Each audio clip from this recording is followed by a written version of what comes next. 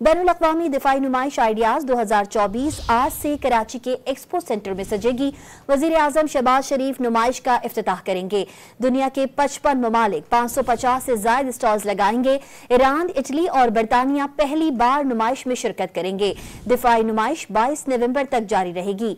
वज़ारत दिफा और वज़ारत दिफाई पैदावार के इश्तराक से होने वाली इस तकरीब में रिवायती और जदीद दिफाई टेक्नोलॉजी में पाकिस्तान की पेशरफ को उजागर किया जाएगा। नुमाइश में टैंक, जंगी तैयारे, हेलीकॉप्टर, बहरी जहाज, आबदोजें, drone, missile system, cyber defence tools, satellite technologies और इलेक्ट्रॉनिक वॉरफेयर सिस्टम शामिल हैं। बैनुल अक़वामी दिफाई नुमाइश आइडियाज 2024 आज से कराची के एक्सपो सेंटर में सजेगी। वज़ीर आज़म शहबाज शरीफ नुमाइश का इफ्तिताह करेंगे। दुनिया के 55 ममालिक 550 से ज़ायद स्टॉल्स लगाएंगे। ईरान, इटली और बरतानिया पहली बार नुमाइश में शिरकत करेंगे। दिफाई नुमाइश 22 नवंबर तक जारी रहेगी। वज़ारत दिफा और वज़ारत दिफाई पैदावार के इश्तराक से होने वाली इस तकरीब में रिवायती और जदीद दिफाई टेक्नोलॉजी में पाकिस्तान की पेशरफ को उजागर किया जाएगा।